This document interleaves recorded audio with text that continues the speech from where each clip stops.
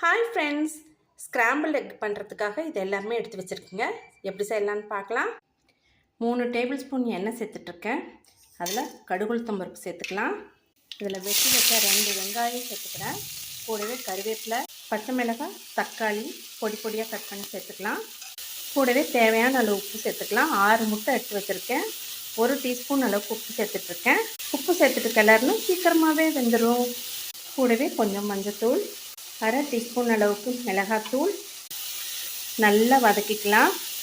ஒரு 2 பிஞ்ச் அளவுக்கு கரம் மசாலா, இதில் கொஞ்சம் தண்ணி சேர்த்துக்கலாம். இதில் முட்டையை உடச்சி ஊற்றிக்கலாம்.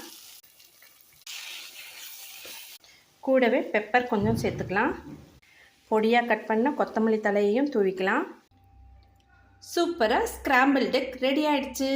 நீங்களும் இதே மாதிரி செஞ்சு சாப்பிட்டு பாருங்கள். தேங்க்யூ.